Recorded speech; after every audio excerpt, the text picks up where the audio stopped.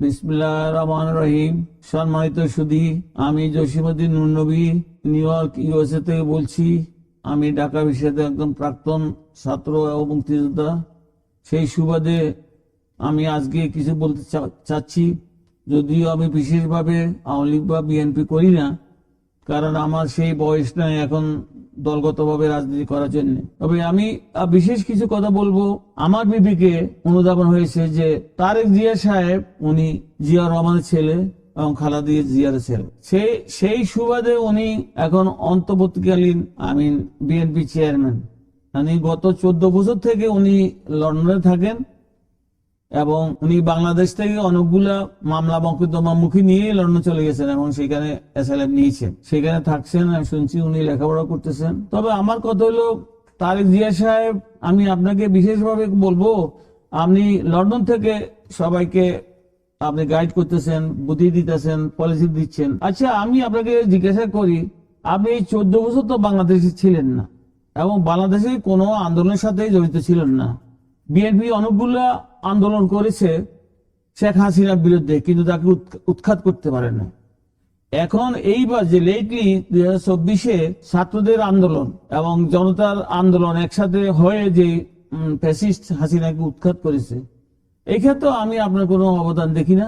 আপনি লন্ডনে ছিলেন, ওখান থেকে ভার্চুয়ালি আপনি আপনার পার্টির লোকের সাথে কথা বলেন, তাদেরকে উপদেশ দেন, আদেশ দেন। আরে ভাই, আপনি তো ওই যারা বাংলাদেশে থেকে পলিটিক্স করতেছে সবাই সিনিয়র বিএনপির, আপনার থেকে সিনিয়র।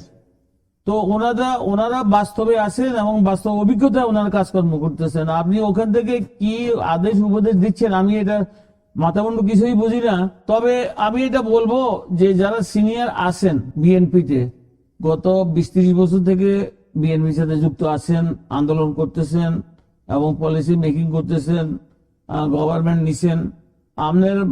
আপনার মা তো 15 বছর ছিল, সেই সময় তো অনেকগুলো গন্ডগোল হয়েছে। আপনার হাওয়া বাবু নিয়েও অনেক কথাবার্তা হয়েছে, সেটা আপনি জানেন। এবং আপনার আরেকটা জিনিস, যে খাম্বা, বিদ্যুতের খাম্বা, এইটাও আপনার একটা কালো অধ্যায় ছিল, আপনি আর অস্বীকার করতে পারবেন না। আপনি লন্ডন থেকে ওনাদেরকে আদেশ উপদেশ দিচ্ছেন, বাস্তবে আপনি বাস্তবতা দেখতে হবে, বাংলাদেশে এসে দেখতে হবে মানুষের মনে কি চায়, মানুষের মনে কি আছে, এবং আমাদের বাংলাদেশের অর্থনৈতিক, সামাজিক এবং রাজনৈতিক 3টা জিনিস আমাদের কি অবস্থা আছে। ইন্ডিয়া আমাদের সাথে যেভাবে ঘেরাও করে আছে এবং আমাদের যে সমস্ত বর্ডার জায়গা জমি নিয়ে যাচ্ছে এবং তারা আমাদের করিডোর নিয়ে যেতে চাচ্ছে, আমাদের রেল লাইন নিয়ে যাচ্ছে, আমাদের রাস্তা নিয়ে যেতে চাচ্ছে, আমাদের পোর্ট নিয়ে যেতে চাচ্ছে, সেটা আপনি কি উপলব্ধি করতে পেরেছেন? আপনি কি পারবেন ইন্ডিয়ার সাথে এটা ফাইট করে? প্রফেসর ডক্টর ইউনূস, উনি আন্তর্জাতিকভাবে একটু খ্যাতিসম্পন্ন ব্যক্তি, পৃথিবীর সব দেশে ওনার গ্রহণযোগ্যতা আছে, আপনি অস্বীকার করতে পারবেন না। স্বীকার করে নিন, ওনাকে সমর্থন দিন, ওনার সাথে যুদ্ধ করে লাভ হবে না ভাই। ওনার হ্যান্ড অনেক উপরে আছে। আমেরিকার বিল ক্লিন্টন, বারাক ওবামা সবাই এবং ইউরোপিয়ান ইউনিয়ন ওনাকে সমর্থন করতেছে, ওনার প্রত্যেকটা কার্যকলাপ সমর্থন করছে, এবং কি ইউনাইটেড নেশনস ওনাকে সমর্থন দিতেছে। কাজে আপনি ওনার মতো ব্যক্তি থেকে বাংলাদেশে পেয়েছেন, এটা তো গর্বের বিষয়। আপনি ওনাকে ব্যবহার করুন, ওনার সাথে আমাদের দেশের কিছু স্বার্থ আদায় করুন। আমি আপনাকে অনুরোধ করবো, তারেক জিয়া সাহেব, আপনি বয়সে অনেক ছোট, এই বর্তমানে যত রাজনীতিবিদ আছে সবার চেয়ে আপনি ছোট এবং আপনার লেখাপড়া অভিজ্ঞতা সবার চেয়ে কম। কাজে আমি আপনাকে বলবো, আপনি যতগুলো কথাবার্তা বলেন, যুক্তিসঙ্গত বলেন, ইমোশনালি পার্টিগতভাবে কথা বলবেন না, জনগণকে নিয়ে কথা বলবেন, বাংলাদেশকে নিয়ে কথা বলবেন। তাই আমি আপনাকে অনুরোধ করতেছি, লন্ডন থেকে বাংলাদেশের রাজনীতি করা যায় না, বাংলাদেশে আসতে হবে আপনাকে। আপনার নামে অনেকগুলো কেস ছিল, সব কেসই উইথড্র হয়ে গেছে, তো চলে আসুন, এখন সরাসরি যোগদান করুন, ক্ষতি কি আছে? আপনি আমাদের পরবর্তী প্রধানমন্ত্রী হবেন, অসুবিধা কি আছে? প্রেসিডেন্ট হইতে পারেন, অসুবিধা কি আছে? কিন্তু আপনি দেখবেন, আপনি মনে করতেছেন আপনি পারবেন, বাস্তব কমপ্লিট ডিফারেন্ট। ইউনূস সাহেব বাংলাদেশের রাজনীতিতে যুক্ত ছিল না, কিন্তু বাংলাদেশের সামাজিক অর্থনৈতিক ব্যবস্থা উনি যুক্ত ছিলেন, উনি শিক্ষক ছিলেন। তারপরে উনি বিদেশে থেকে যে লেখাপড়া করেছেন, পিএইচডি করেছেন, উনি আন্তর্জাতিকভাবে ওনার অনেক সুনাম আছে রে ভাই। এই যে দেখেন, জাপান আমাদেরকে এতগুলো টাকা দিচ্ছে, ইন্দোনেশিয়া আমাদেরকে সাপোর্ট করতেছে, ইউরোপিয়ান ইউনিয়ন এতগুলো দেশ আমাদেরকে সাপোর্ট করতেছে।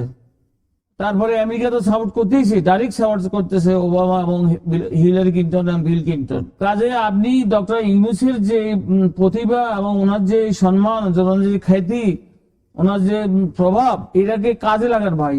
আর অল্প কিছুদিন আছে, উনি বলতেছে ডিসেম্বর থেকে জুন, তাহলে এখন হলো জুন মাস, জুলাই আগস্ট 6 মাস, 1 বছর আছে। 1 বছর তো বলতে বলতে মানুষ ঘুমাইতে ঘুমাইতে 1 বছর চলে যায়। কাজে আপনি ওনার কথাটা শুনুন, ধৈর্য ধরুন, এবং এখানে ইমোশনালি কোনো কাজ করার সুবিধা নাই। ইশরাক হোসেন উনি ঢাকা দক্ষিণ সিটি কর্পোরেশনের মেয়র প্রতিদ্বন্দ্বী ছিলেন, উনি রানার্স আপ হয়েছে এবং কেস করেছে, কেসও জিতেছেন। কিন্তু in the meantime government formalities শেষ হওয়ার আগে উনি নগর ভবনের তালা দিয়ে দিয়েছেন আপনার বিএনপির কিছু ছেলে পেলেকে নিয়ে। এটা একেবারে অনুচিত, একেবারে অন্যায়।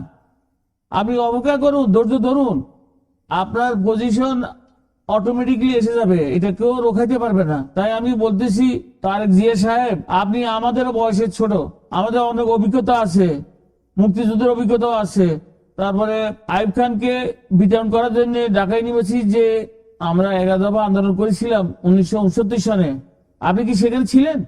আমি ছিলাম। তারপরে শেখ মুজিবকে যখন আগরতলা ষড়যন্ত্র মামলায় ক্যান্টনমেন্টে আটকে রেখেছিল, আমরা ছাত্ররা, ঢাকা বিশ্ববিদ্যালয়ের ছাত্ররা মুভমেন্ট করে ওনাকে ঢাকা ক্যান্টনমেন্ট থেকে ছিনিয়ে আনছিলাম। আপনার কি মনে আছে এগুলা? থাকলেও থাকতে পারে। তবে তাই আমি বলতেছি, ডক্টর ইউনূসকে আপনি আনেন নাই। আমাদের দেশের যে ছাত্ররা বিপ্লব করেছে, জনতা বিপ্লব করেছে, তারা অনুরোধ করে ওনাকে আনছেন। উনি তো স্বেচ্ছায় আসে খুব করে ক্ষমতা নেন নাই। কাজে আপনারা এত উদ্গ্রীব কেন হলেন? আপনাদের এত ব্যস্ত কেন হলেন? আমি এতে কোনো অর্থই বুঝতেছি না। আপনারা কি জাম করে ক্ষমতা আসতে চাচ্ছেন? এটা ঠিক না। আপনারা জনগণের সাথে মিশে কাঁধে কান মিলিয়ে নির্বাচন করে তারপরে ক্ষমতা আসেন, অসুবিধা কি আছে? আমরা তো রাজি আছি, আপনারা ক্ষমতা যান। আপনারা এখন দ্বিতীয় বৃহত্তম পার্টি বাংলাদেশের। কাজে আপনাদেরকে হঠাৎ কে আসেন না মাঠে, নির্বাচন করেন। নির্বাচনে আরো কয়েকটা পার্টিও আছে, তাই আপনি বুঝবেন। আপনি লন্ডন থেকে যত কিছু ভাবেন তা না, লন্ডন থেকে বহুদূর। লন্ডনের আবহাওয়া, লন্ডনে আমি ছিলাম 10 বছর, আমি জানি ওখানে আবহাওয়া, চালচলন, খাওয়া দাওয়া সবকিছু ভিন্ন। ওখানে সরকারি ভিসার ব্যবস্থা এবং অন্যান্য ব্যবস্থা অনেক ব্যতিক্রম। তাই আমি আপনাকে অনুরোধ করব, শেষবারের মতো ভাই আমি অনুধাবন করতেছি, আপনার অ্যাকশনটা ইউনূস সাহেবের সহযোগিতা করে আপনি নির্বাচনটা কমপ্লিট করেন।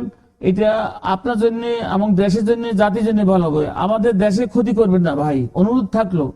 আমাদের দেশের এই মুহূর্তে যদি আপনি কোন রকম দুর্বলতা পায়, তাহলে ইন্ডিয়া আমাদেরকে খেয়ে নেবে। আমি এক নিশ্চিতভাবে বলতেছি, আমি ডক্টর ইউনূসের যে শক্তি, বিদেশি যে শক্তি ওনার হাতে আছে, ইন্ডিয়া মোদি পর্যন্ত গাবড়িয়ে গেছে। তাই আমি বলতেছি, ওনাকে সহযোগিতা করেন, ওনাকে বিরক্ত করবেন না।